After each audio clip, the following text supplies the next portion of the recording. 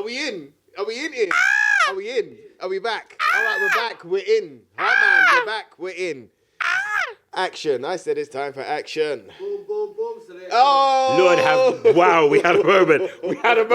I don't know who even said that. I don't know where it came from. It just, hello? Who was that? Madness. Peoples! We're here. We're back. We're live. We are. Oh, my goodness gracious me. It's been a while. It has been a little while, It's hasn't been a it, while. But you know what? We like to keep you waiting.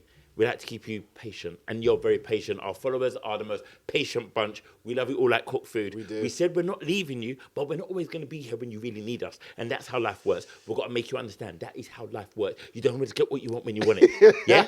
It's life lessons. You don't always get what you want when you want it. But we're here now, and we are here, and we're happy to be here. It's me, Original Heartman. Who are you? Ricky Nord, man. Good to be here. Some know me as Top Bins, but we'll get into that a bit later. We'll definitely get into that a bit later. And we're here doing our show, Talk Tottenham. We're ready to go. Welcome. Oh, my goodness. The world of Tottenham. What is going on, my friend? Absolute madness. It's madness. But we love the madness because that's why we support this beautiful, crazy team. Now, peoples, while you're watching, if you haven't liked, if you haven't subscribed, what are you doing? Pause now. Pause. I'll wait. No, wait. They must have done it by now, though. Now, go on, just press the button. It's easy. It's free. It don't cost you nothing. And some people haven't got a YouTube account. Like, oh, my gosh, I haven't got a YouTube account. Oh, my God, I've got to sign in. Just sign in and do it. Come on now. It's worth it. You know what takes the Berties, bro? Is that one person that's hovering over the subscribe and not even... One. Do you know what I mean? Like, Rude. I see you. I just saw it. Did you see it? I Rude. mean, it was just there in the corner right there, bro. Yeah, I see it. Don't think your hair now. I see it. In Don't it? do it. Now, people, once you've done that, we love you for it. We appreciate you. Our aim is to get over the 500 threshold, and then we have so much more we want to give you. Trust me, the quicker we get there, the more we can give you. Honestly, we are here to provide for you.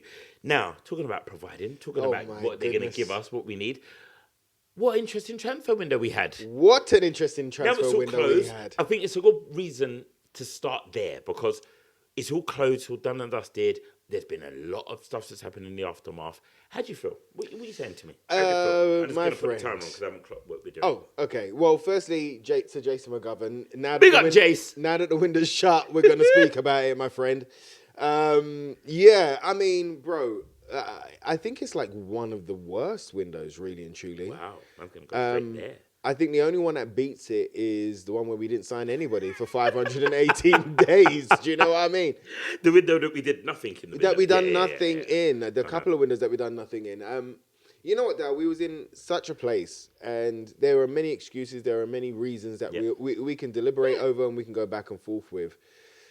You know, you sell Brennan Johnson, you kind of go, all right, and cool. Within the first week, you must have somebody lined up, and nobody came in. We had left wing, left back, midfielder targets, striker targets that we was going in with.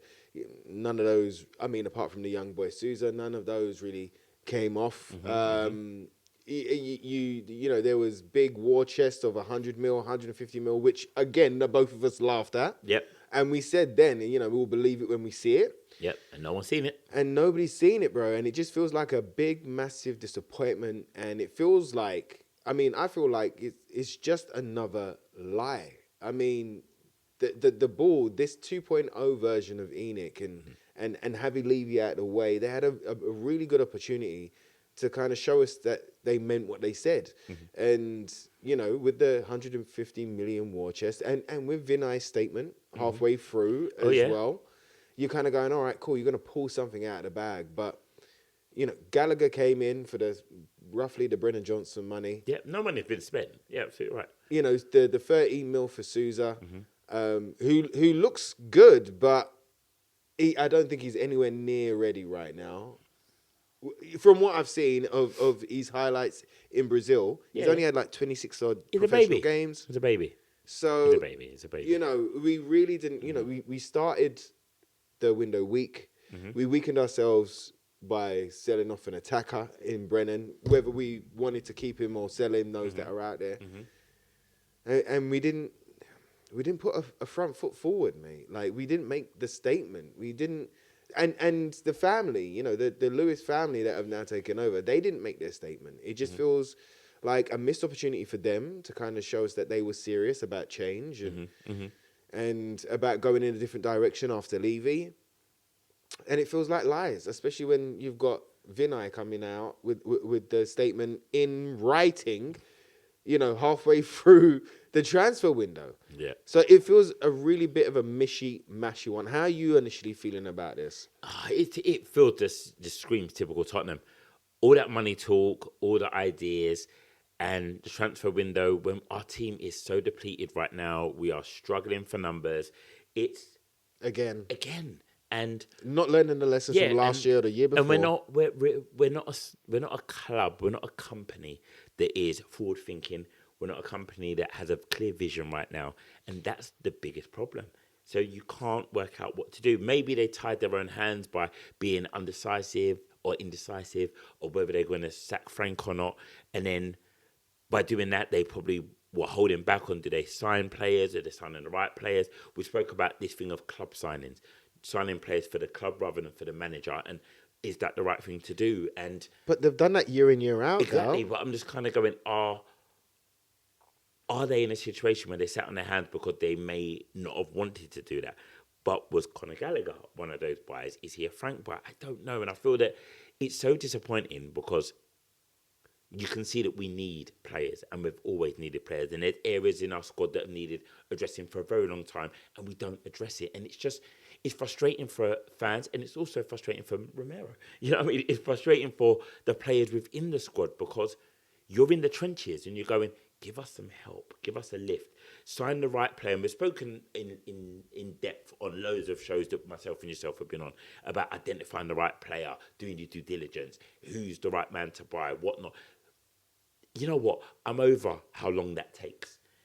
I'm over it because in theory, in football now, there's so much data analysts. There's so many people getting paid a shed load to get you information on your laptop in minutes. Also, you just pick up a phone and ask a player. Yeah. Like, it doesn't have to be as complicated as we at Tottenham make it seem.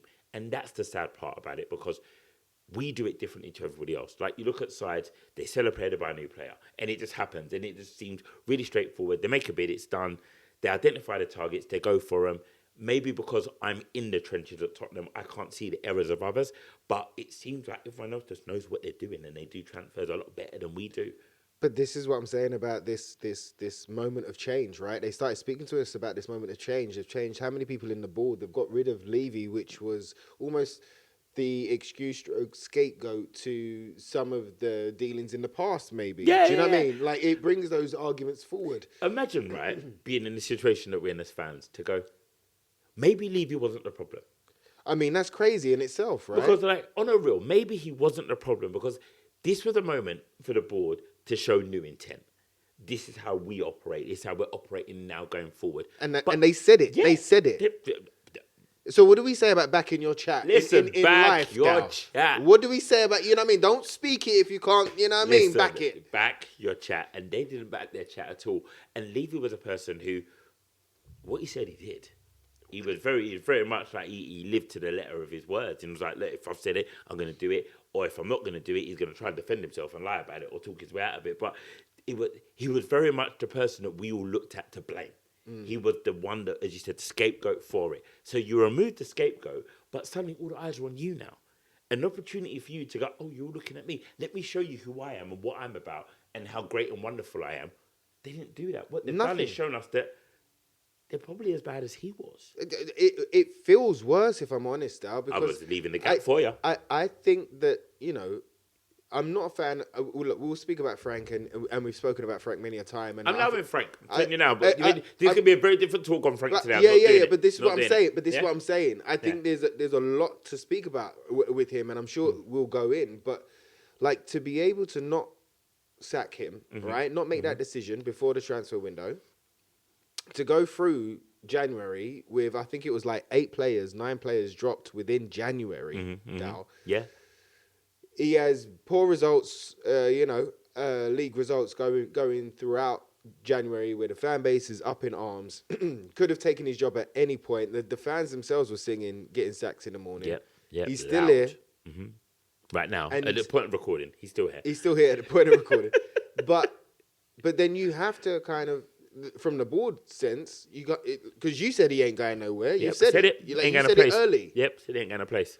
So if he ain't going nowhere, then come on. Like, what are we doing here? And then when you speak about club signings, the majority of signings, like Maddison was a club signing. The club were looking at Maddison for a long time before we signed him. You know, Conor Gallagher, we was looking at him for a long time before we signed him. It happens throughout, bro. Spence, you know, that was a Levy signing, stroke club signing. It happens throughout. There's a couple, maybe one or two that the manager will get to really pinpoint and say, yeah, that's my guy, and they make it happen because there's so many cooks right now. Yeah. And speaking about the cooks, bro, we had two DOFs sitting there, Paratici and Langer. Not only were these problems not a surprise going into January, but they got worse. Yep. And for all of the data and for all of the spinning plates, two DOFs couldn't get more than Conor Gallagher over the line. I mean, what was the point in that? Yeah, it's ridiculous. As I say, it's negligent. It's just unacceptable. And like you say, the window opened in January, and they had a month to do their business, but they don't have a month. They have from the window closes when we started the season all the way up until the point when it opens again to do all the negotiations, to do all the understanding of the players you want to buy. So what they be? Them Tell me man what on they was holiday. doing for Them 4 man- months, Them man on bro. holiday. Them man are chilling out. Them man ain't doing no work, and that's frustrating because you, as I say, identifying your targets. You look at. I think everyone in the transfer window has had players go and instantly replace them. You've seen it. Sold on Monday, a new player's bought by Wednesday. And you go, because they've identified it and they're moving in the correct manner. And it's just like, it's embarrassing. It's embarrassing. And I echo, like what Romero's saying, it is embarrassing. It must be embarrassing to be in a situation where everyone can see the issue, but no one's doing anything to fix it. And if it's not your job to fix it, what do you do? I mean... Like, we're the fans. We can't do it. We'd love to. Put us in control and let us spend the money. We'll spend that money quickly. Quickly. But we still wouldn't be able to agree. I think you'd have half the side wanted to sign this one and half of them wanted... But it gets spent, though. But it gets spent real quick. Spent. We're not going to have money at the end of the There wouldn't be no window. difficulty in January for us if we were spending that money. Yeah, we'll be driving to the stadium going, just give me a player. What would you want? We'll make it happen. But you know, as we're speaking about this right here, with Romero's comments, and obviously by this time you've seen his tweet and what he put out, and he spoke about being disgusted at having like 11 players only fit and available, first senior players. How are you feeling about that? Do you think he's gone against the club? Do you think he's standing up for the fans? Me personally, I feel he feels let down and disappointed. I think that they've promised him that they're going to do A, B, and C, and again, they haven't come through.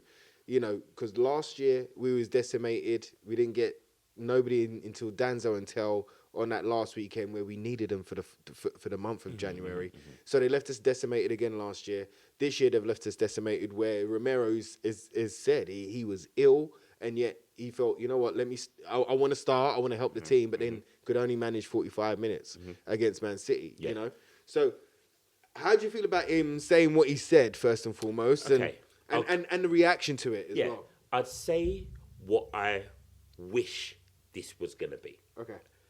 I wish that Romero was speaking for the dressing room, that he was being captain of the dressing room, and everyone in that dressing room was going, this is embarrassing, this is annoying, this is frustrating, we should be giving our manager support, we should be signing the players for him, the board promised us this, and we're out here running through brick walls, falling like flies, and we need the support. And we're coming together as a team to go, we're making it vocal that we needed it. You didn't give it, but for the rest of the season, us, Frank, we're going to hug in, dig deep, and we're going to work, and we're going to do the best we can.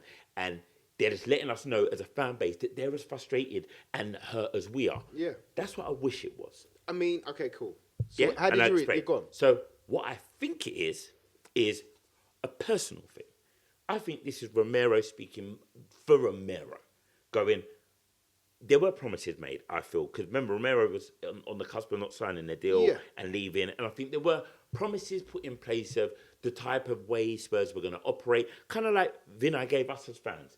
That talk of we're going to spend the money, we're going to buy players, we're going to be front foot forward, aggressive in the market, we're going to really look at propelling Tottenham into the upper echelons of football, to keep your captain, Romero, World Cup winner, Europa League champion holder, you know what I mean? You're trying to keep him on board. And I think that he's seen none of that fulfilled.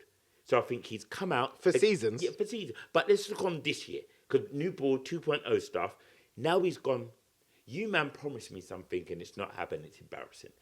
I'm trying to do this, it's embarrassing. I want out. And I think this is Romero leveraging himself out the door. even if it is, we're at that stage again, Dow, where as fans you can't blame him. Listen, I'm Teddy not blaming Sheringham, him. Michael Carrick, Berbatov, I'm not blaming Gareth a brother. Bale, If that's what Harry he's doing, Kane. listen, But you're why right. are we in that? No, You're right, what you're absolutely frustrates right. me Yeah. is that I want to be upset that Romero wants to be out. Mm-hmm. I don't want to understand his reasoning for wanting out. You I don't want it to makes agree sense. with him. 100%. Again, Yeah. I understood why Carrick left. I understood why Teddy left. I understood why Gareth Modric. I understood why Bloody Harry Kane. Harry You Kane know what I mean? The last left. of the last. I understand why Yeah. all of those went. And at that point, I wasn't upset. I wish them all well because we know what Tottenham Hotspur is and what they were doing, and that they didn't get that support the whole time that they were there. They didn't build around the world-class players that we had. They didn't fulfill the promises that they gave to Harry Kane. Yeah. What did he say? If Tottenham are as ambitious as me, I'm here. This is my club. I want to be here. Yeah. And they lied to him, or they made him promises they didn't keep. And he got to the point where he was like, get me out of it. And Get me out of it. I hear it. And some people I know will dispute, like Romero, for example. Is he world class? Is he that? I would go, rather than even have that argument, the man's won the World Cup, he's won the Europa League with us, and he's passionate about being at Tottenham. And he wants his passion to be supported. And he's saying, match me there. Same with Harry Kane was saying, match me there. And unfortunately, because we're not, that may be the frustration that makes him play bad, that sends him annoyed, Of course that it makes is. him not play well in training. And it's about the feeling around the club. And I think I mentioned this when we spoke about who would be the new manager if we sat Frank. And I was like, we've got to look at what Spurs represents to the rest of the world. It's not appealing. Yeah. It's not as appealing as we may think it is. This shiny, beautiful stadium, when you go inside, it's like, oh, this doesn't feel right.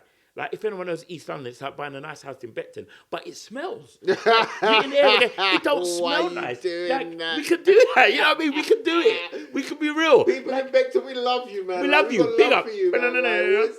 But you know you're built on sewage. And it feels like, when you look at Tottenham, that everything's there, the foundation, and you go, oh, it looks so nice. But you go and you go, actually, it's not. It's not all what it should be. There's so much work to do. There's a mess here. And it takes a lot to clean that up. And it starts at the foundation, mash up your mic. It's all right. You got to look at, you built a great training facilities. You've got all these wonderful infrastructure in to make Spurs look appealing. We've got all these young players. Our under-21s are phenomenal. Yeah, they are. We've got phenomenal talent. We have no pathway for them right now. Right. Well, when everybody gets injured, they get a game, but go. But go. Even that, they got injured. One man got his moment. Yeah. When you look at last year in the Europa League when we were struggling, three got their moment. Yeah. Like right now, we've got players that you could test them. We're not winning the league. Right. So why don't we try these boys out? The same. If you're not going to spend the money in the transfer market, we have a striker that everyone's talking about. You know what I'm talking about? Is it the double Scottish boy, or are you talking about Melia? We've bought the Irish young boy. Not He's the one we coming. bought. I want to say William Barnett. Yeah. He plays 10. Yeah, 10. Midfield 10. Yeah, 10. All I see is how amazing this kid is. We never know how good he'll be until he plays in the big boy league. Why not give them a go? Just to find out. You look at Harry Kane. Harry Kane only got his moment because Tim Sherwood came in and we had injuries galore. Yeah. And we had Saldado who couldn't hit a bus that was parked right in front of him. And Adebayor. Like, it all fell away. Right now, our front line is on the brink of decimation. Yeah. We've also got Colin Mowane who doesn't like he really wants to be there. And we're struggling to get the format, Odebear, Tell, etc. We're running Javi Simmons to the ground. Like every player. To the ground. Like I every love player. how hard he's working, but we are running him in the ground. Why don't we take him off at 75 minutes, 65, and put in a young boy and let him have a go? Like, I'm with you. I'm just like, if we're going to be where we are, let's use it to our advantage. I'm 100% Absolutely with you. but we don't want to. But we don't see it, my friend. We don't see it. But this is what I'm saying about like We see it. We see it, but The people who have the power don't see it. or they don't want to listen, or they don't want to do it, bro. But this is what I'm saying about Romero as well. Just to wrap up on him, it's like We're going to keep unwrapping it because I you don't know, get feedback I into know. everything else. It's true, so true. But like, like I say, I don't want to agree with him. I don't want to go, do you know what, 100%, Romero, I hear good that. luck, bruv. I Hear get that. it. You gave us everything, blah, blah, blah, blah, blah. The Yeah. club didn't back you again. I hear it. This board and this new version of Enoch, they had the opportunity this January to do something. Yeah. And what I'm hearing as well, I mean, and it's going to come Rather out. than get scoopage inside scoopage. It's gonna come out anyway, innit? Like It always straight comes away, out. Listen, just you to can't, wind us up as it's well. dirt in the laundry. It Just to always wind us come out. up. But the young boy from Monaco, Akliouche, Oh, I've heard. I know exactly what you're going to say. Peoples, when he said it, this shows you the level of incompetence we have in our board. and take it with a pinch of salt because it might just be wind up merchant in But fuel, it screams Tottenham though. but it It does screams scream Tottenham. But Akliouche was the whole deal was set up, signed, sealed, delivered. Basically, financials were cool. He wanted to come. All Monaco had to do was find their replacement. They got their replacement on deadline day, and then because the fee, I think it was 52 mil. Tottenham at that point said, nah, you know what? In the summer, he's going to be closer to 30, 35 mil because of his contract. So we don't want to pay January prices. That's what I remember from the tweet, my friend. So even that, but think about what that would have done and how that, even bringing that boy in, how that, what signal that would have done, especially after having a good week.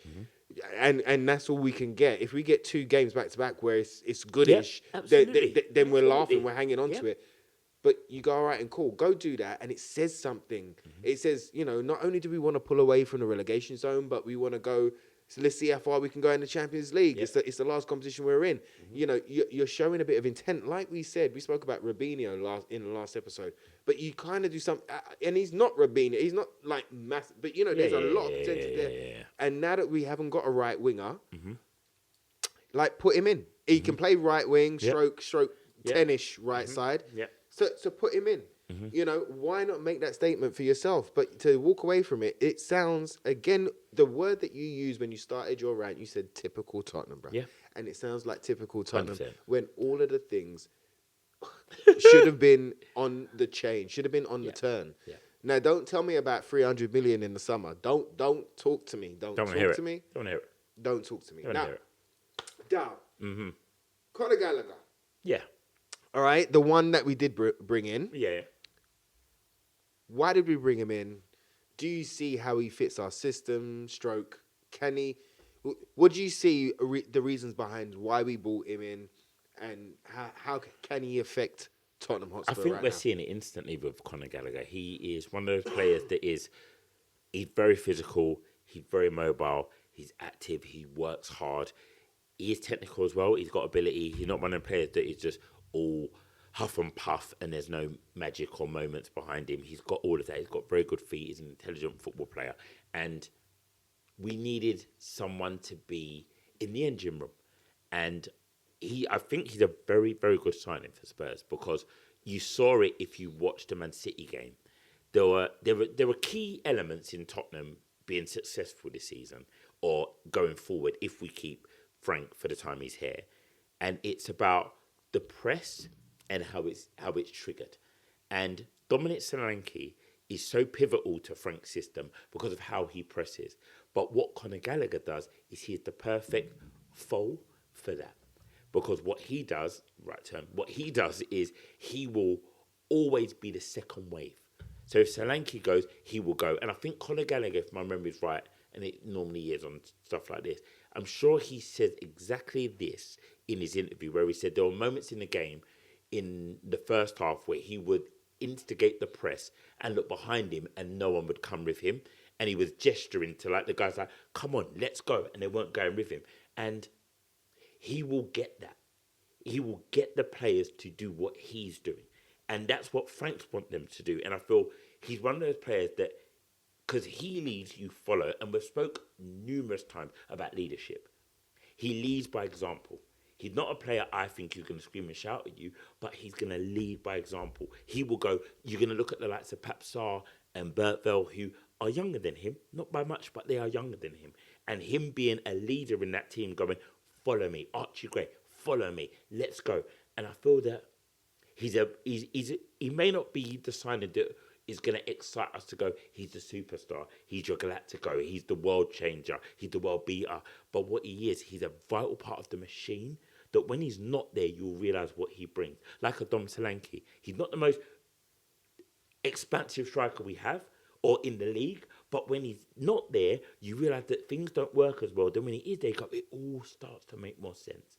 So I think Conor Gallagher is a really good business signing for Spurs, and I feel that what he will bring to that midfield is the experience, the drive, the energy, and he's creative. Like, remember, the Solanke goal, the second one, that's his cross. Yeah, Wins against it, Man City. makes the cross against City, and you go, he's got that in him as well. So, yeah, I'm happy that he's there. I'm not going to go, whoa, start like taking my shirt off and stuff. But, yeah, I'm glad he's coming. You? I think he ticked a lot of boxes. I mean, even the whole English quota and homegrowny and all of those things. Engine, like you said, all of the attributes that you mentioned there. My thing is always with any player of any caliber, it's what they do in a Tottenham shirt. And to be able to see him in against Burnley and then against West Ham, it was a bit kind of comme si comme ça. I didn't see too many things that I thought, oh, yes. But what what you got to remember is that the Spanish league have a winter break, and then you know what I mean. So he might have been gearing back up. He might have been getting used to, and it's only 2 games. You know what I mean? But you might be gearing up. But what I did see in that second half at Man City was some of the reasons that we bought him, which was all of those things that you just highlighted there. So, do you think it's a positive that we brought him in? Yeah, totally, 100%, 100% positive, 100%. I can't see, I can't understand anyone who can see it as a negative. And if you have got negative, let me know, because I see it nothing but positive. Okay, yeah, I mean, I'm gonna wait and see. I'm gonna wait and see because where's your hesitation? I don't. I just it's about that midfield blend. So part of me feels like we've got a couple of midfielders that are samey, as in like Benton Corish and Give me the samies. Who would you? So you obviously, I'm guessing you're saying Conor Gallagher is the same as, and you've got other people. I think he's the same as Archie, Bentancur, in the same vein as those type of players. Paulinho, I think, is a different type of player. I don't think that them two are similar in a sense. But as a box-to-boxer, up and down, nothing really specific. So that's what that's where my hesitation is. But also, my hesitation is in them in a Tottenham shirt. So I always like to give them a little while before I throw any judgment on them. Like I say, they tick a lot of boxes. I look at some of the things that he done at Palace, and obviously being under Diego Simeone in La Liga, you're gonna learn a lot. About the role, about determination, about heart, about drive, about those extra things that you can't train, about those things that it takes to actually represent a shirt and represent fight and He had that in Chelsea, to be fair. and team ethic and who was his manager at Chelsea? Conte, yeah. No, Poch. Poch first, yeah. So Conte Conte was with well? us. No. Conte was It was Poch. Poch was made Gallagher captain when he went back to Chelsea. Yes, he did. My absolute mistake in error. Yeah, So right. I've seen all of those things, and there is. Do you know what? Really and truly, there is a little bit of that ex-Chelsea in me. So I'm just. So that's just Tottenham in me. That's the Tottenham in me that's going. I don't really want anybody from Chelsea because whenever we're linked to Chelsea, I know it's never going to happen. But it's happened this way around. So a little bit of that in me. Yeah. But I'm just waiting to see as well because them in a Tottenham shirt, I think, is totally different to them in a highlight package or playing for somebody else. 100%. It's just I also different. think, if my memory is right on Conor Gallagher, he didn't actually want to leave Chelsea. Oh no, he didn't. You're absolutely right. We were linked with him at that point. You're he absolutely didn't want right. to leave. Then he got the move to Atletico, and I think they kind of forced him out the door. If I'm right on that, so he went to Atletico, and the fact that he's willing to come back to us, because like you say, if Chelsea is in his blood, in his DNA, stuff like, he may not even wanted to do that move, and coming back to London where Chelsea was your club and you etc. Those, but he's coming, and from what I see, he's a player who's gone, I'm here to work, and also he's here to earn that respect. And Bentancur, you can see it. Said, Bentancur is a player that he's in the same ilk and like of. Bentancur's injured, and I don't think Bentancur's going to be there next season either. Do you think so? Yeah, I think Bentancur's one that will be looked at to be shipped on. And I feel that Archie Gray is a player that is maturing. And I think having someone like a Gallagher around you can only be beneficial. Agreed, yeah, and no, you're right. Just watching his work rate, his ethic, and how he uses the ball. He's a person who uses the ball well. And let's say about the triggering of the press and how he moves around the midfield. He's a person that can play multiple positions in a midfield, as can Archie Gray. So it's hard when you don't have a specialist, which Paulinho is. You go, you're a specialist. Yeah. And sometimes you need specialists, sometimes you need more men who are more utility. But hopefully that allows players like a Pat Sarr, who I feel is more a progressive midfielder, a Bertbell, who's more progressive midfielder, Agreed. to go, if you're playing with a Gallagher, he's going to allow you to be freer.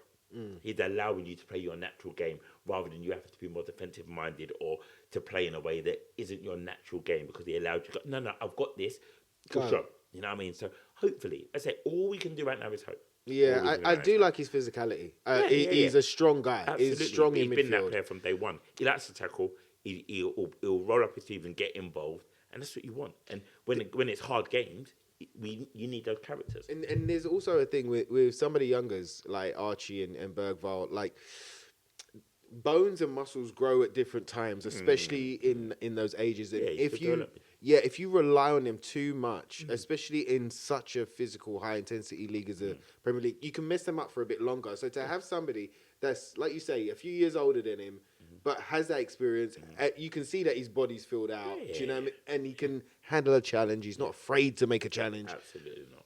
So I think there's benefits there, but and seeing that second half against Man City on the weekend, I thought it was a real positive for him too, and for us to see a something positive come from him too. Let's go negative, then go back to a positive. Okay, Negative. What the hell is our league formed about? bro, I ain't got a clue.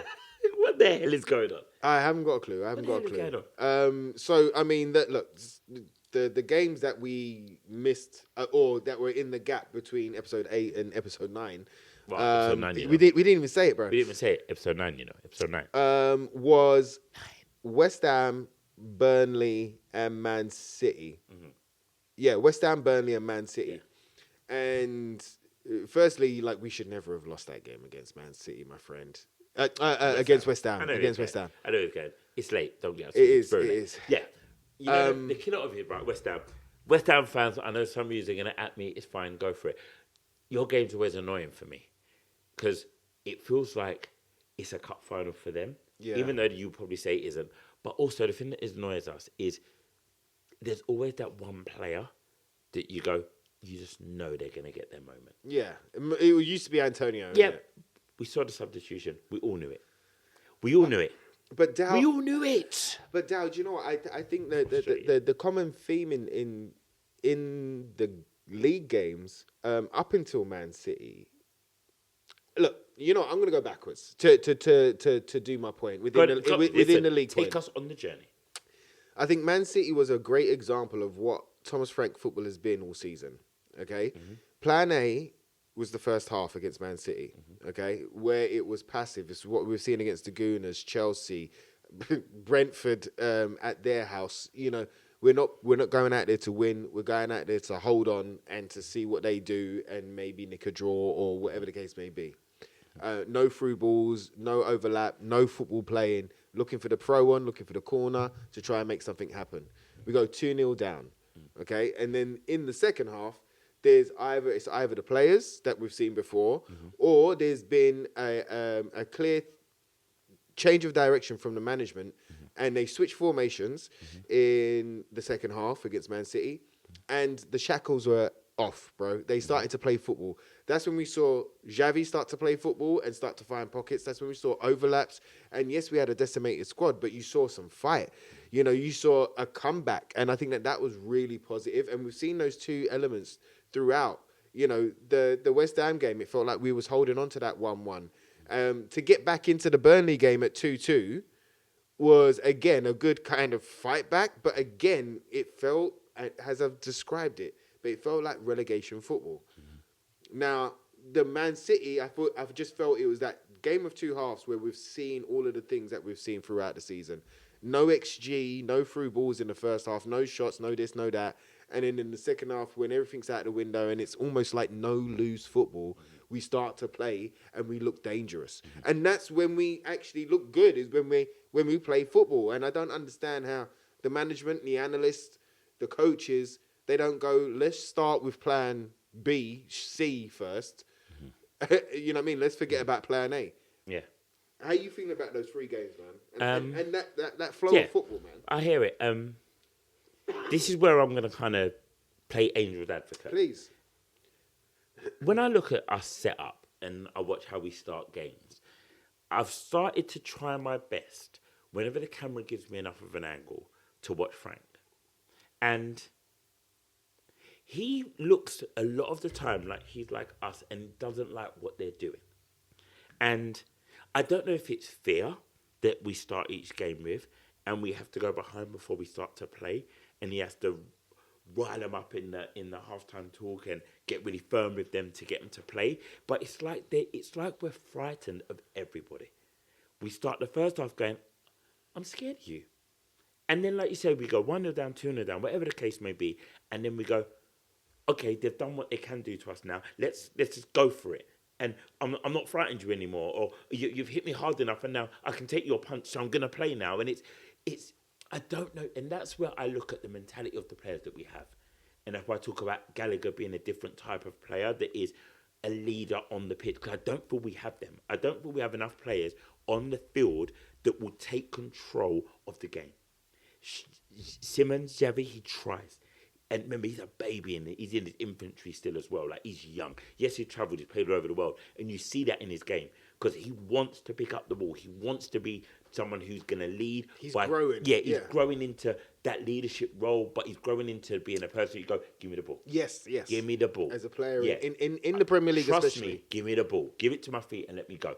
And now also he's got like a Solanke in the side now. He's got runners around him now. And you start to understand each other's game. I'm just so perplexed by it. And I've heard a lot of people talk about the players doing their own thing in the second half and just going for it. It's not that, and it's never going to be that. They're playing Frank's way. They're doing what Frank wants them to do. And he's very instrumental in that. If you watch, there's a clear bit of footage of when I think we go 2-2 or 2-1 in the Man City game, and he very much is telling them to go forward. Yeah, 2-2, and he's saying, last 15. come on now, stay focused. Yeah. He's giving them the guidance. There's so many moments in the game where he's instructing. I just feel that there's something in Tottenham, whether it's players or in their mentality, that it doesn't click instantly. And it takes too long. And we've been there before. Again, it's very typical Tottenham. I can't remember the last time we played a strong 90 against anybody. Yeah. I can't tell you when there was a strong 90. And that's concerning because that's mentality. That's when you switch on and off and you're not fully in not in the right headspace, but your decision making isn't always great. And I don't know. I don't want to sit here and be like, first half shit, second half great. Just play the way we did in second half and it'll be fine. Because that's easy to say, but it's not easily done. Clearly it isn't. Because it doesn't take rocket science to work that out. Yeah. But there's something happening that is making these individuals not do that. And I don't think it's Frank. Well, I mean, I think it 100% comes from the management because the boys are disciplined. Like that first half, this is what I'm saying about the example of it. We've seen it way too many times. And yes, there is an inherent mentality problem at Tottenham that we've seen year in, year out. Season in, season out under many managers. I totally get you with that. But to me, they've been disciplined to try and play the ball that Frank has asked them to go and play.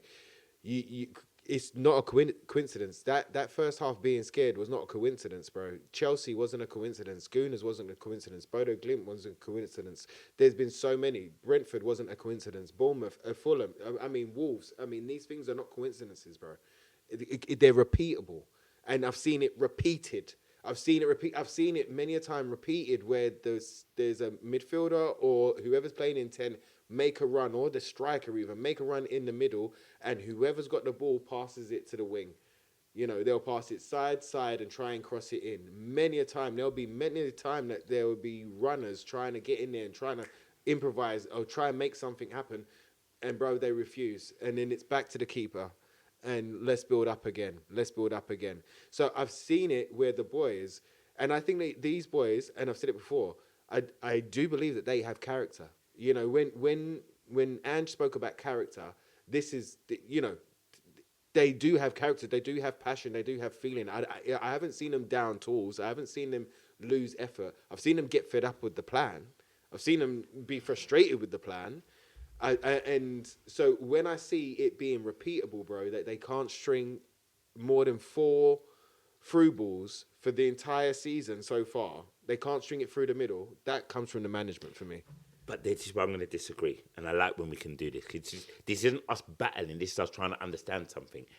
You said a point there about they've got the ball and the player makes the run and they decide to play it a different way. Now, for me, I can't blame the manager for that because that's your in-game management. That's when you go, I can see the pass. We can all see it on the TV as well. We see it. Why do you not take the pass? Because they're doing what the managers ask No, them to no, no, do. no, no, no. The manager, remember, it's not Conte management. That was Conte management. Remember when Conte were like, it must go like this, like this. They were like machines. Frank has spoken openly about take risks, about the understanding of. Bro, he hasn't taken No, any no, no, risks. no, no. Remember, this is. I'm gonna go for me in the comments. I'm ready for you guys, because when we talk about it, remember, he can't play the game. He hands it to the players, and I feel we do this a lot where we blame the manager, and go, he set them up, and then they can't do it. In that first half, like you stress, I've watched the same games you're talking about. The runs will be made. Individuals will make a run and the pass won't come. Romero's an absolute prime example of this. He will slow the game right to walking pace. Stop the ball completely dead on its dead. Everyone then stands still now. They don't want to stand still. You can see the players go, why have we stopped? Because football is a game where it's about motion and movement. Yeah. You move the ball, we move. Everyone then stands still. They don't know where to go anymore because now we're blocked now because everything's stopped. Van der Ven gets it. He then starts to want to charge because the game stopped. It becomes sterile. That's a player choice. Romero did this for Argentina and for Tottenham. Yeah. That's an individual choice. And this is what we have to start taking accountability for individuals doing their thing. Okay. It can't I'll always hear be you. a tactical thing because what you're saying there is It's a massively tactical now. Listen, no, but 100%, you got it from two angles though. I'm hearing it. When you look at the run, why are you making that run? Because they've been asked to play it sideways. No, here's the question. If you make the run, why are you making the run? You speak about them being in lines, right, and standing still. They done that in the first half against Man City. Yeah, but no, I'm going with your point. Remember you said, No, I've got yeah. the ball, and you They see the will run, make and the you run. go, I'm not going to pass to the run. Because go it's there. repeatable. This is what I'm saying. Is they've been coached, and then when Nah, when it's you not on see the it, players, man, you can't put that on the but manager. hold tight a minute, bro. When it come down to the second half where everything switched, you saw in the same game, you saw overlaps, you saw the through balls, you saw dinks over the top. They're the same players making the same runs, but now they're allowed to kind of go and play football. So what we're saying is He doesn't play football, brother. He hasn't played football all what you're season. saying is that Frank is stopping them from playing in the first No, half. this is his way of playing. But This is the same way Brentford played what I'm under saying him. Is, what I'm saying is, Same play. Yeah, but what I'm saying is, if he's doing that, are you saying that's the problem that the players are combating against? Because I'm saying they're following the game plan until the game plan goes out the window, and then it changes because one of the attributes that Frank said when coming in was that he was adaptable, and we have seen some adaptations within formations and stuff like that. But then he has to throw the whole of Plan A, which they've spent 2 days working on because they've only got 2 days in training. The whole of Plan A has to go out the window now. There was a back three in the first half. They went 4-4-2 in the second half. Yeah, I'm seeing it all. I'm just at the point now. It's 100%. It's No, 100%. I can't. No, we can't do that. Bro. We can't, and the reason why we can't because we're not there. Bro. We can't say something 100%. We can't. Okay. Until we have. 99.9 then. Okay. I'll take it. No, I have to disagree. But bro, it's repeatable. We disagree. It's repeatable. We've seen it all season. I hear, and trust me, I hear and I see. What I'm trying to understand is, we want the man gone. Everyone's saying we want Frank out. And I've had the conversation. So I'm trying to have new conversations. Yeah, I'm rather with than you. about him leaving, getting rid of it. I'm looking at what happens on the football pitch. And if he goes, are the players ready to go with a new game plan or work in different ways? Because they've got to start taking accountability for what happens on the football pitch. Okay. It has to be part of them. It can't be 100% manager and nothing on them. There's got to be some split. Because like you said there, if I'm making a run, if I'm Solanke and I make a run, if that's my instinct that tells me to do it, or if it's an instruction and I don't get the ball. So conversation go, why are you not giving it to me? If the conversation is, the gaffer says I can't, that to me doesn't make football in sense. No. Because then you say to Solanke, doesn't make... Yeah. let me laugh. Then it goes, never make the run then, because you'll never get the ball. Because we're not playing that. But why wouldn't you? Because the game is to score the goal and work in the system that we're moving the ball. Second half, Frank changes systems, if that's what we're going with, the logic that we believe. He changes system, then they're freer to play, and it works. And he goes, this is great. Then the next game, he goes, oh no, guys, we go back to the other plan because that one doesn't work. Let's just hear what we're saying. But he's done it. I've seen it. No, that's what we're saying. Because we can't 100% say that's what he does. But Dow, he's done it so many times Reason in why I'm every saying that, game. it's the Do you know what I mean? personnel as well. We have to look at. The reason why I'm saying this is because I feel that with football, we're so quick as fans to jump on the thing that's easy to blame. It's easy to blame the gaffer Okay. because we go, But like what- we're saying okay. there, we're going, he sets up the team and they play the way he wants them to play. We don't like the way they play. They're not playing well. We sack him. How many times have you seen these players happy playing the ball that he's playing? Have we not seen dissension on the field from whether it's With Romero, Tottenham- with Van der Tottenham, Ven, we've seen Spence? this- we've seen this with We've every seen gaffer we've had, though, Rick. Porro. But we've seen this with every gaffer we've had. Bro, they're not. We've clearly seen that they're not happy. I think that with- we're at a point where with- we've turned a little corner But with every Frank. gaffer we've had this. Wrong, right or wrong? Yeah, but again, that's where we'll come back to the board or investment Yeah. or recruitment or backing the manager because we've done transfer shows year in, year out on Last Word, on Chris Cowling, you know what I mean? Yeah, we've yeah, done yeah. how many Yeah. transfer winners have we done? To the point that we get frustrated, Yeah. right? Because we're like, why do you think, how many times have you guys heard us go, if we're linked to him more than 18 times, we're not getting Yeah, him. yeah. That's the thing of the transfer window. You know, Yeah. there's repeatable things that come down from the board. Has our squad, was it decimated last year? Of course it was. Was it decimated Yeah, the year yeah. before? Of course it was. Yeah. You know, so they in some of those windows you can look at and go, all right, we've got a forward-thinking manager, but you've only given him one creative player in Madison, and then you've given him two 17-year-olds. Okay, great investment for the future. But again, with Tottenham, it's always mañana, tomorrow. It's always tomorrow. Multilingual. Yeah, well, you know, you know what I mean, for the fans around the world. Flex. But so to me, there has been frustration, and we have seen some of those same things that you're talking about in Tottenham. But those fans that said it come from the top. This is why I think that Romero had his outbursts and the way he was going. But when it comes down to the football itself, Darren, when I saw them play, like I say, I'll go back to that Chelsea game, that Guna game, that West Ham game even. There's 101 games. Oh, yeah, There's too many examples to say that we didn't go out there to play football. You know, we was taking 35 minutes over a long throw and wasting time on a goal kick against Brentford at 0-0, brother. Like, you know, what was good against Man City is one of the things that you highlighted was that in those last 15 minutes, they didn't hold on to the 2-2. They were pushing up. They were going, let's keep it going. And we are more dangerous when we are on the attack in the sense of when we play football and we give them something to worry about. We're better in defense and we're better in attack. So for me, I've seen it too many times where it's been flat as a pancake and nobody's enjoying this football. Yeah. You know, but we've got him. He ain't going nowhere. And all right, the league. The positive has been Europe, even though I should say we went out in that FA Cup game. You know, even that FA Cup game was a sackable against Villa. 3-2, because I had all the feelings now. I woke up and I was like, with that new white top that was super sexy.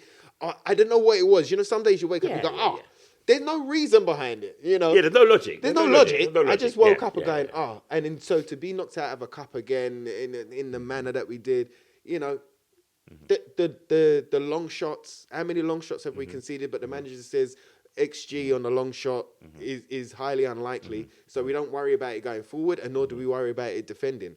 All of these things that I've seen that have come through, when I saw them pass the ball around and they couldn't do it against Chelsea, Gunners, etc., when I see them doing it, I'm like, what's going on? And I went through the motions of, is it the players? What's happening here? But then I've got to the point where I'm like, no, they're literally trying to implement the plan. It's a plan. Like, I don't know what that plan has been during the week, but that's the plan that they're trying to implement. We're going to do something. So Ange, right, you're talking about Romero.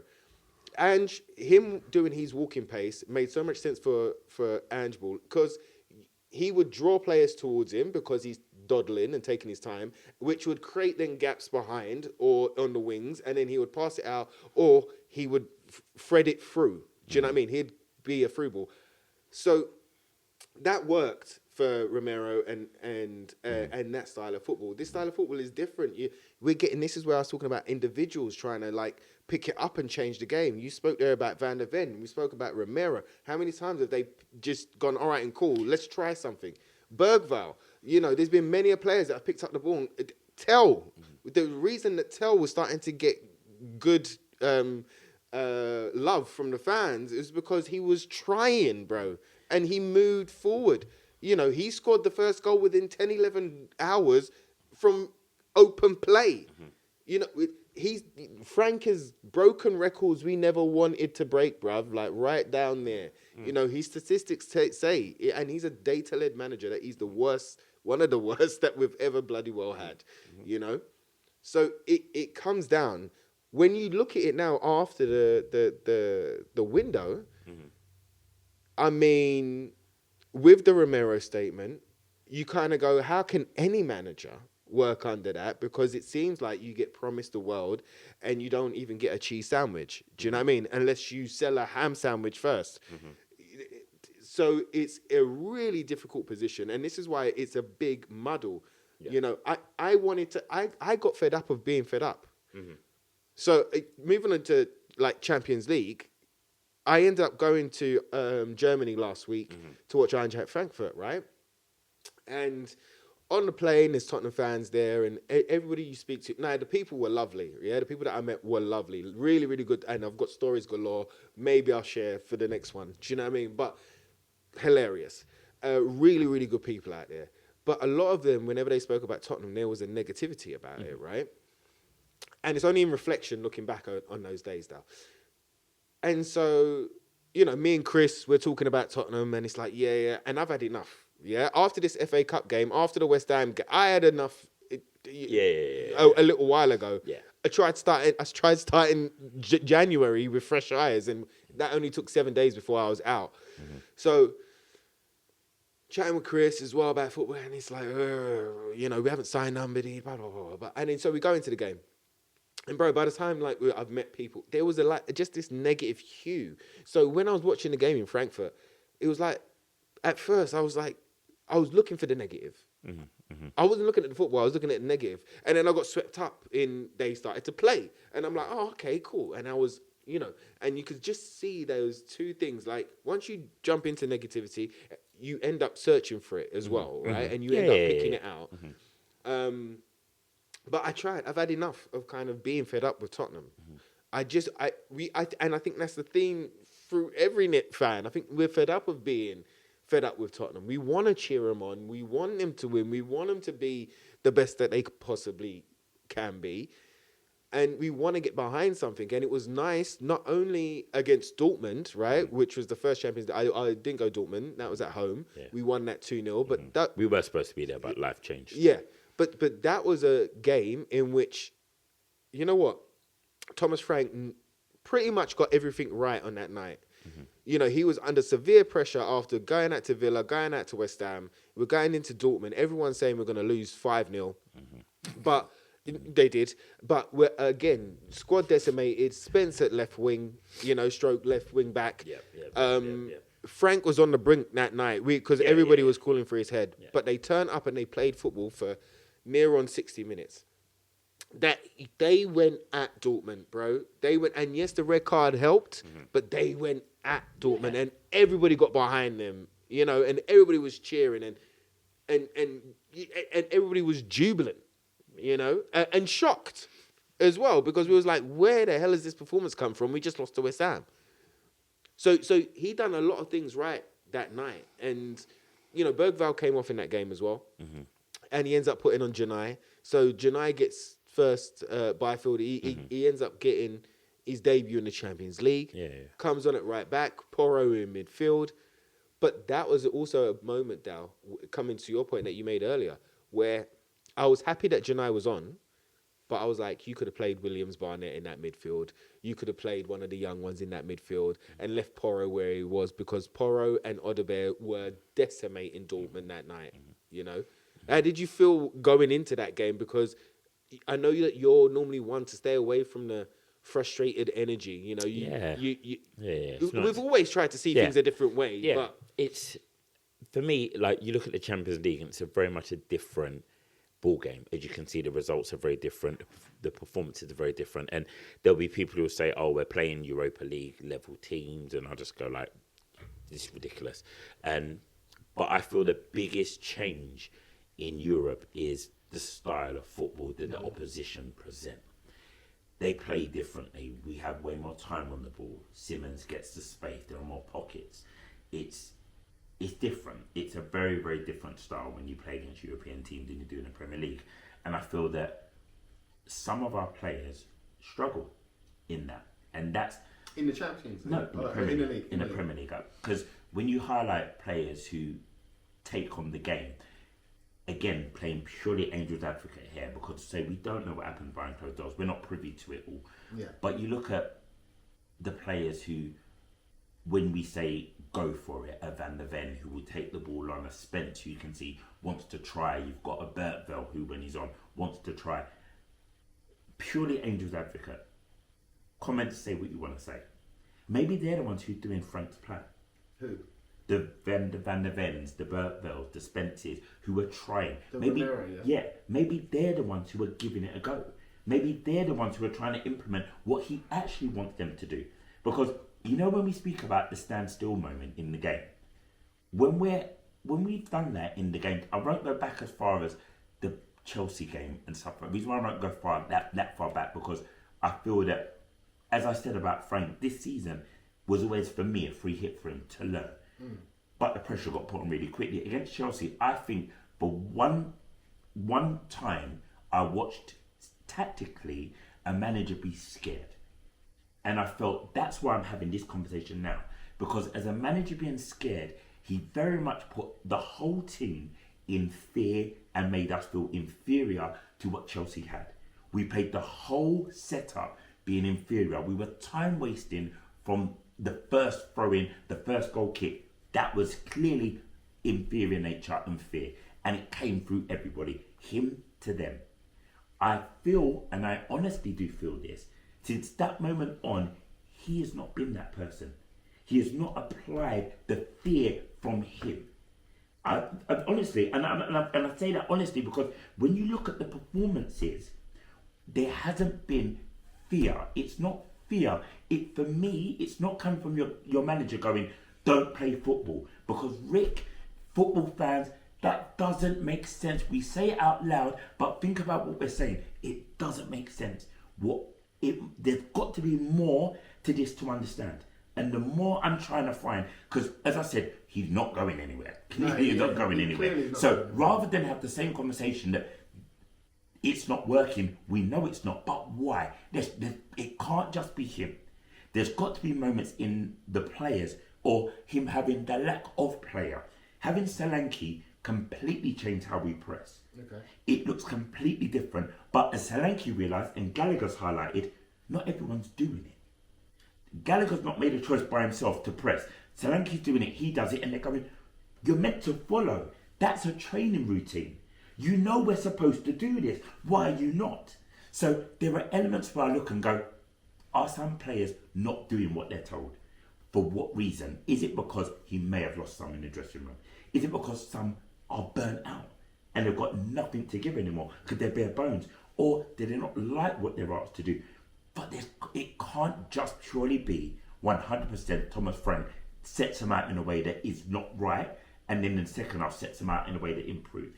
It can't be 100% that. So what I'm trying to work out is, because I feel that if we do that, what we're saying is the players get let off.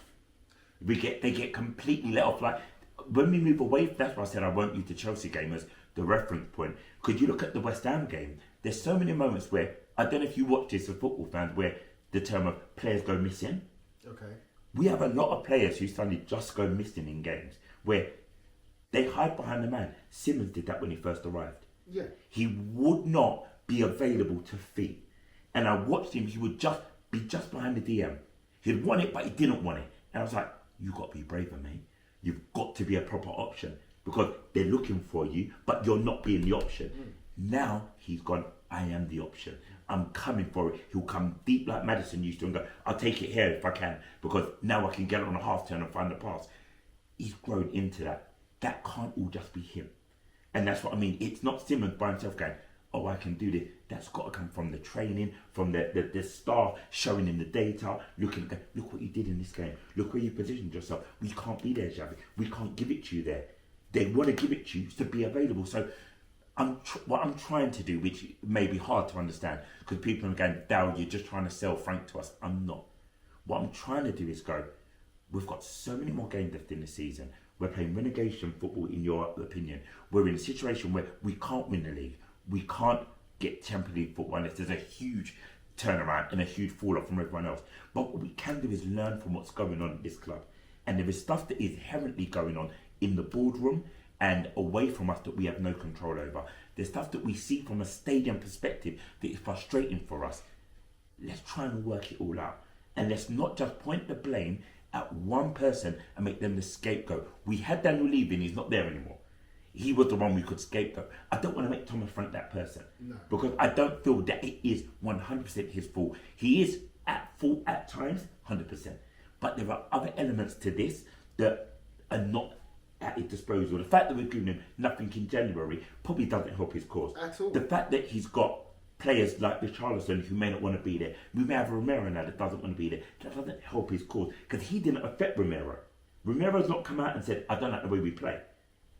He's not coming out and saying that. No. We've got to go on what we have. He's not coming out and saying, I don't like the way we're playing. He's coming out saying, the fact that we have a decimated squad makes me unhappy. Has any player ever come out against their manager and said that they don't like the way that they're playing? But what it is, Rick, it's that understanding of going, if you're going to be that vocal as Romero is, you can say what you want. You know what I mean? He's not caring about who he offends. Remember, he tweeted and just called out the board. If you want to call out your captain, you call him out because you're going, I'm joining big boys, I do what I want. That's why I said it's a solo thing. And that's why when we talk about the dressing room, I'm not sure. I'm trying to work out because I don't feel like he's lost them. I don't feel like the players are down in tools for him. No. I feel there's some individuals that may not be up to task. That's why I'm saying that maybe his idea isn't what we all think it is, that it's negative football and it's everyone's negative. It may be like, guys, there's a way in patterns that we work and someone inadequate or not confident enough to implement his plan. Just devil's advocate. Like, don't get me wrong, Spurs fan. I'm just doing devil's advocate because I want to have different conversations. I don't have the same one every time. No. Have a think on it. You may go, I'm absolutely wrong, and I'm not here to say I'm right. I'm just going, you've had an opinion, I've had an opinion. Yeah. Just sharing a different conversation. Because it's good to have this. It is good to have these. And, you know, like I say, there is character within the players that we do have there, and I have felt that all season that they could hit a different level. They wasn't as bad as they looked. Totally agree. So, and it's again, but I've said it about 17 times this season. Every time that we have a good performance, it's all about building on it, and it's all about moving forward on it. I do feel that after the window, I think, you know, if he was going to go, he would have gone by now. You can't really sack him now. Makes sense. So the board have actually, in their first stints of introducing themselves as a change board, 2.0 board, they've done nothing. Yeah. They've not made a decision on Frank or one way or another. Mm-hmm. They've spoke about money that they haven't spent. You know what I mean? At all, because you got money back, and also Veliz, there's a pre-agreement with a Brazilian club, so even the money that we spent on the left back Souza, is pretty much covered. Okay. So no money spent. So we pretty much spent no money, yeah. which is typical Tottenham, as you said there. Yeah. And again, all of these things where they could have shown us something and act, they haven't. Yeah. And so now, when you look at all of those fans for years, and my dad being one of them, but for years that I've been so upset with Enoch and the board and said so many things that have basically come true, the majority of them, from the evidence that we see. Yeah. All the focus will be pushed onto the board now and those that are sitting in there.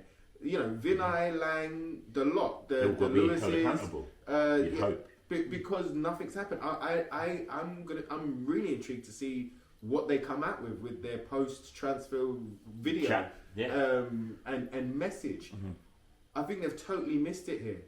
And when you look at people like Change for Tottenham that are trying to put together their protest to make their voices heard, You know, I think that's going to ramp up a lot. And there's a lot of people that were actually cussing because there was a potential the potential walkout, yeah, on 75 minutes. Yeah. It's a good game. Yes. You know what? 2-2. Let's just be absolutely friggin' real. I understood they wanted to do it. It was a good game. It was a good game. The players needed the fans to stay in the seat. Yeah, but the fans don't want to leave the seat. We don't want to. We want to cheer them on. We want to see them win.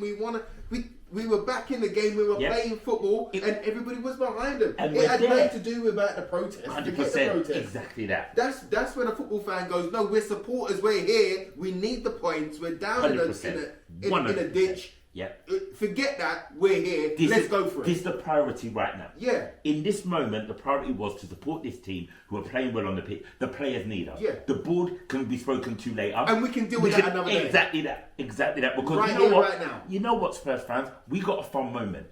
We've been deep and we've been in there. We've been in the trenches. But the joke of it is, we're the top 4th best team in Europe right now. Crazy.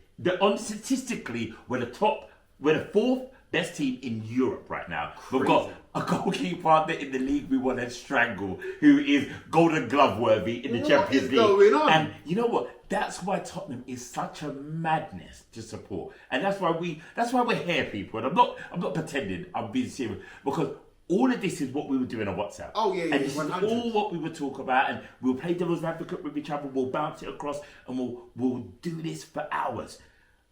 Because Tottenham does this to us. Oh my goodness. It does this. Like Champions League, we look phenomenal. And we just look like a completely different side. Could it happen again, though, Dal? You know Could it happen again, though, Dal? You know Could it happen again, though, Dal? It could happen. It could happen again, though. You know what? Let's live on that for a second. Shall we for a minute? It could absolutely happen. You know why it could happen? Because that's football.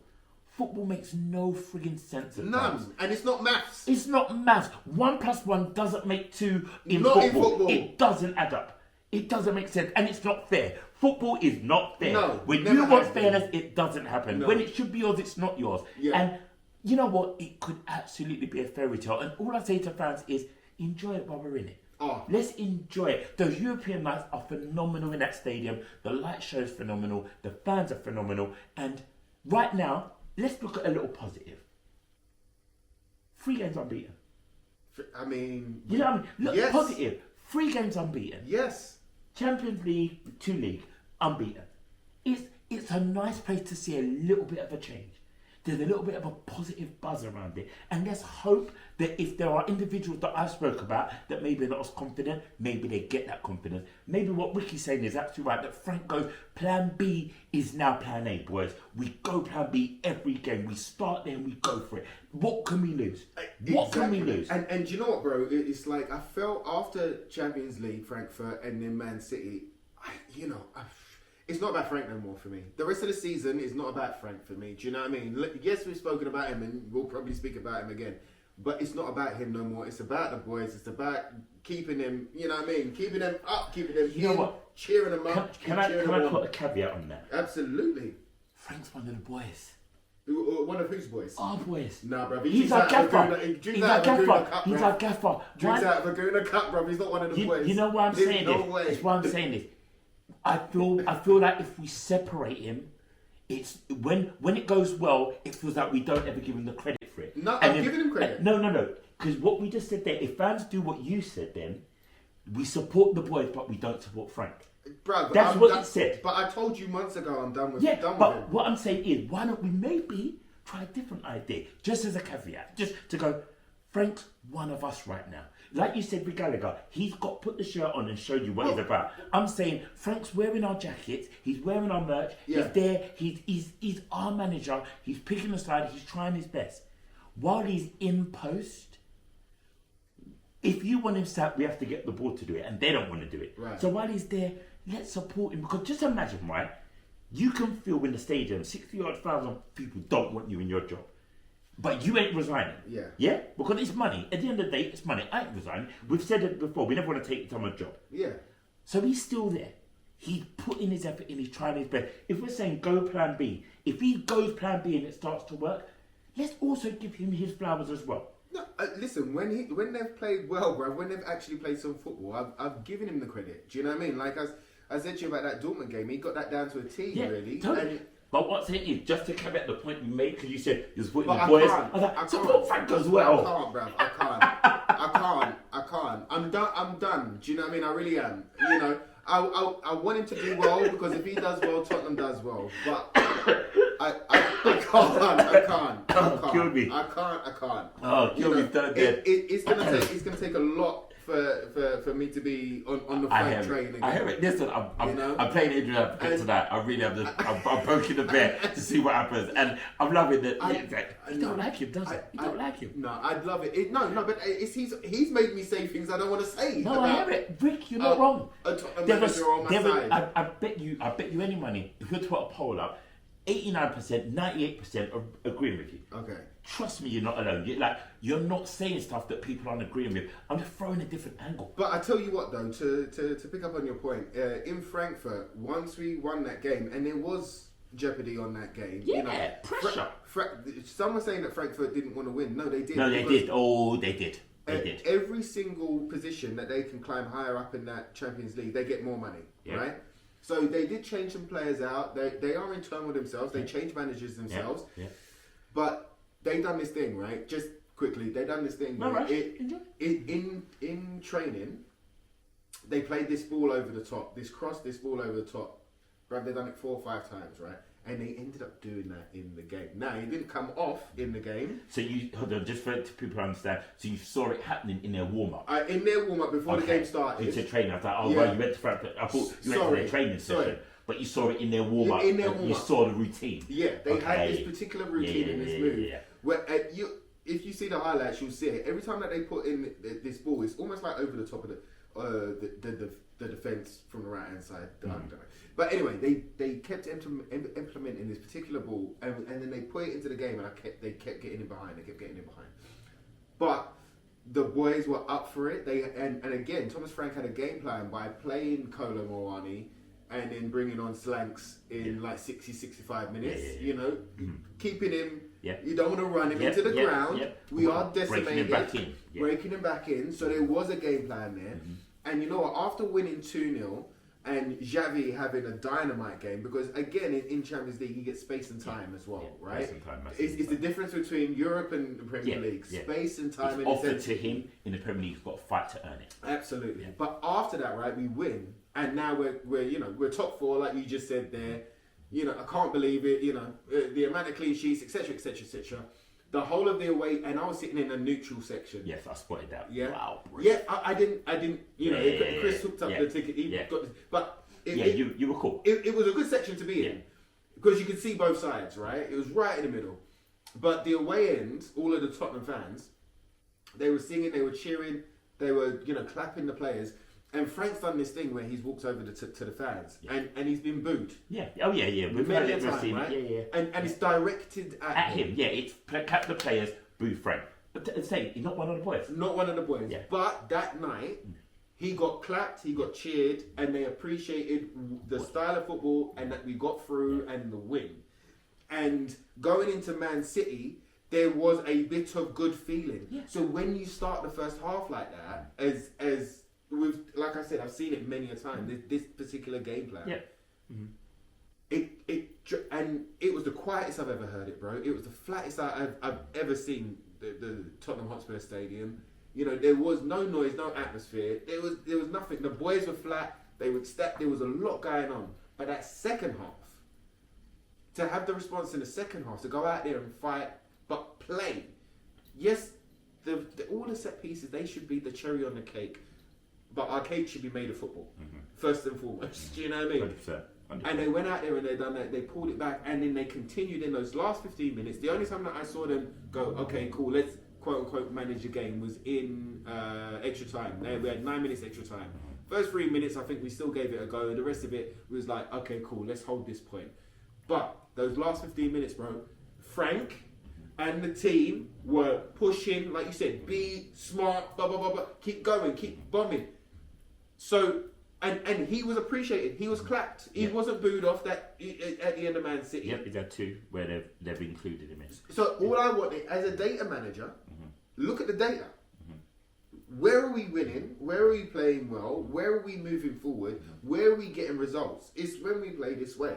When we play forward, or when we look to go and play football. When we stop worrying about the opposition and being inferior in fear of other. Because that was a great description that you said there, bro. Because I've seen that many a time, like you said. Playing fear. Yeah, but even against Brentford, I saw them playing fear, bro. Like, they're better than us. They're not. Yeah. I'm sorry, big up to Brentford, but they're not. Hold it tight. Yeah, they're above us in the league, but I don't care. No, I hear it. You know, fully hear it. So please, like for his sake, so that he can have the rest of the season in a better mode of transport. You know what I mean? Like in a better transitional time. We know the decimation is there. We know he's been hung out to dry. We know what the board have done. Yeah. And again, the focus will turn on the board, my friend. I hear it. But, you know, like, I want him to build on that. If I see him build on that, then I can take a green shoot, bro. Yeah. I can start to believe a little bit. Do you know what I mean? No, I fully... Listen, tonight, I fully have heard it, and I fully understand the side that you're on, and I get it, and I'm half my weight is leaning that way as well. I'm just trying to see things from a different perspective. I could be completely off the mark, but I just want to try and just look at it from this is what we do. Yeah, it's what we do. It's how we do it. The amount of times that we've had like counselling sessions where I'll do this and I'll be like, nah, bruv. Yeah. Like, I'm still trying to be polite, but you know, you want the cuss really? I was trying, but you know what I mean? Yeah, totally. We've done this many a time, and that's what we do. That's what we do, and it's great that you bring another perspective forward. That's why we're here, and that's what we do. That's what we do, and that's why you're here, because you like what we do. And if you like what we do, keep liking, keep subscribing, share it with others. Please. Our fan base is massive. Share this with another Spurs fan. It's the only contagious thing that you can share happily. Wow. I ain't saying nothing. Wow. I ain't saying nothing. And you know no what? jabs needed. Just share. Wow. Like, actually, wow. Bro, did you see my goal? You know what? I'm going to go there. And what you can also do is take a moment below this video. This is number 9. Below number 9, there's going to be Ricky hitting. I'm not even going to say what he does, but all I'm going to say is I've been friends with this man for many a year, and I know that right foot has limitations. I know the limitations of that right foot. 7 and 8, all good. 7 and 8, all good. But seeing is believing. Go and watch it. You know what? Have fun. It's not a long video. It's the shortest video we've ever made. It'll probably be the shortest one we ever post. But it's definitely worth having a watch. Watch Ricky doing a wonder. Yeah, absolute wonder. I'm proud of you. I'm proud. They're calling me top ins right now. They're calling me top ins now. And he's got his own tune. Bruv, he's got his own tune. Big up to Craig Dearman, right? Craig Dearman, God bless you. And phenomenal. It was hilarious. Oh my god! I sent it to you. Yes, you did. It's oh phenomenal. It's phenomenal. All right, I'll give him a burst. All right, give him a quick burst. Please come through. This is hilarious. If it doesn't, we'll post it.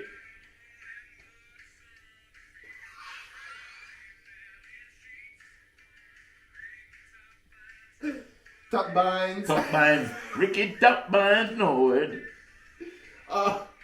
It's going to take too long to get. No, we're going to post it. We're going to put it up there. Post it. We're going to post it. But I'm telling you now, he has his own tune. It's not. All right, okay. He is loving life right now. He nearly got signed at transfer window deadline. There was offers that came in. We declined them all. Yeah. It couldn't work out. It was a number 14 shirt. There was a snaggle. Grange got it. He didn't want to give it up. They offered me the 26, but that's Kings. Yeah. He also got offers abroad. He got offers to go out and play abroad. He got a couple of offers out there. And I was like, look, we can't lose him for the pod. So he stayed. Thank you. Harry actually texted me talking about my technique and if I could explain it. But I was like, look, man, we'll speak about it. I really wanted to explain the technique. I really wanted, because I'm not. Watch the video back. That's what I'm going to say. Watch the video. How you never fell over, I don't know. Bro, you look like you were gone. No, the thing is, this is how you know, we're going to end it here. I don't want to hear anymore. I don't want to hear anymore. Keeper. You can't be straight on, bro. You got to be a little bit. No, people love peace. And what would you say? I'm just saying, hair grease. There it is. So sometimes, instead of like being, you got to jig it, you know what I mean? Like, you got to dink and, drop the shoulder, bro. No, down. Look, I'll show you. Come here, man. Ricky Top Bins. Here we go,